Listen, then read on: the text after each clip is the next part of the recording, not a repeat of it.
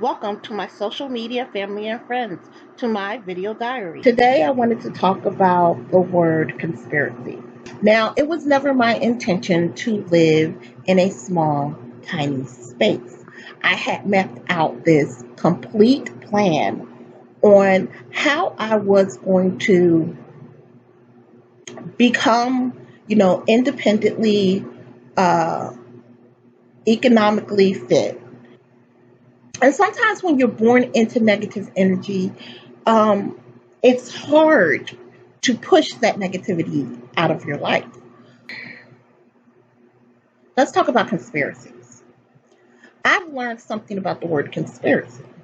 Conspiracy is not a bunch of people in a room plotting specifically against you. Those are the least kinds of conspiracy. The most dangerous conspiracy is people who don't know they're in on a conspiracy. Those are the most dangerous people. And that's been my life lesson. I used to think that the most dangerous person was the person in the room that had it out for you and then called all of your enemies into a room who had it out for you, and then they conspired to do something against you. No.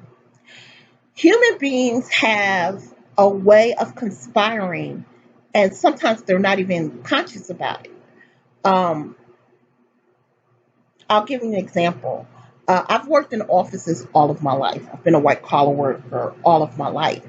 And somebody will walk into your office and they'll say something to the effect of, this person is being difficult, they're being challenging, they have not stopped to listen, and they're being a danger to the office. And no, I'm not targeting nobody. But then I go out with this preconceived notion that this person is being irate, this person is being bothersome, this person is being troublesome. And corporations are the best at doing this. Um, so I go out and I go out to prove that this person is irate. I go out and prove that this person is being unreasonable. I go out and prove this person is challenging. So what I would do instead of doing that is I would invite the person into my office. I would close my office door and I would sit down and just tell the person the truth. And I would say something like, nobody in this office really has the authority to help you. What you're asking for is in another office. And so you can yell and you can scream and you can degrade people all you want. But ultimately, no one here has the authority to help you. And that would change how people would talk to you, because now you're talking to them on a real level. You're talking to the individual as a real person. It doesn't matter what you say. It doesn't matter what you call anybody in this room. It doesn't matter what you call people in this office.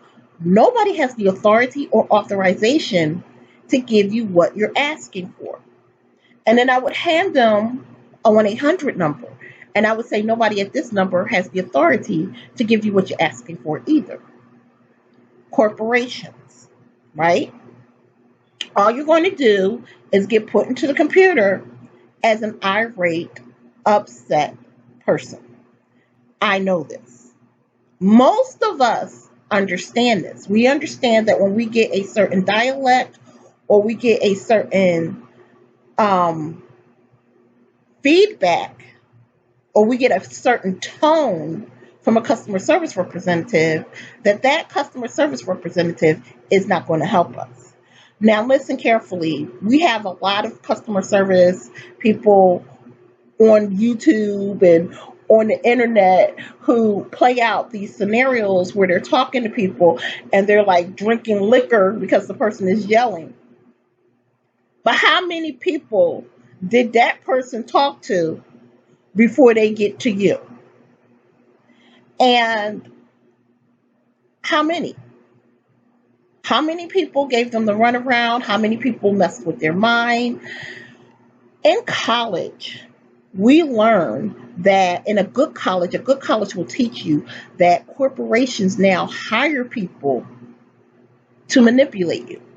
They hire psychologists who create the template or the script that is being read to you by the customer service representative, or they hire a psychiatrist to create the script that is going to be taught to the customer service representative.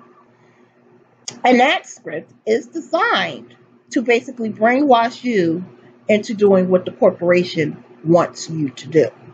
So if you get a product that isn't working, and statistically the corporation understands that product isn't durable, well, they've already created a script that they're going to give to people who they do not consider to be their best customers.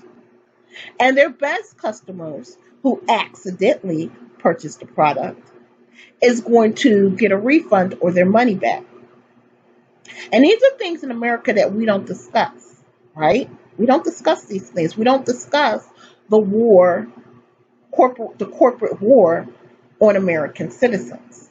Just like we don't discuss the war, the Eurocentric war on Black America.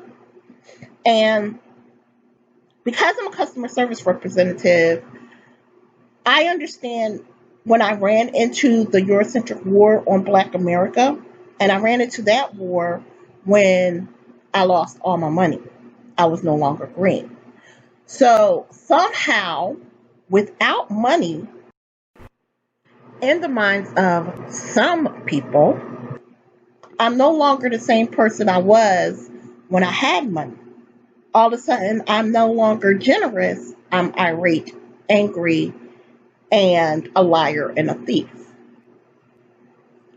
So when we talk about conspiracies, we're talking about this level of psychological warfare that intimidates you into doing or saying something that you're actually supposed to do under the circumstances. Yet people with exceptional character might never choose to do. So it's not really something that is an aspect of your character. It's an aspect of you just being a human being. And that's what conspiracies are. And in 2020, and this is going to be my last and only video about Mr. Trump. In 2020, we've seen this play out in the last 4 years, where somebody gets on a podium, they state a narrative that anybody with common sense knows is a lie. And then you get a base to keep repeating that lie. And it doesn't matter whether that base is media inflicted or media influenced, or whether it's the everyday Joe on the street. They keep repeating these lies as though they are truths.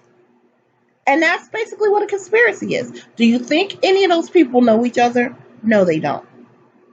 I mean, they know of each other. Maybe they may, meet up at the same Trump rallies and all of those things. But they're not all going to the same meeting conspiring. They all don't know each other. They just know the rhetoric. So I wanted to talk about that and put that out there, and hopefully for one of my video diaries, and hopefully give people something to think about. One of the things that I'm doing as I create these diaries is I want people to really think, can this world be a better place than what it is? What is life about? I believe life is about a journey. And I think that people who step in and want to change people's journeys are are really the most dangerous people in the world. You know, freedom, independence, liberty, justice, common sense, common reasoning, and common decency.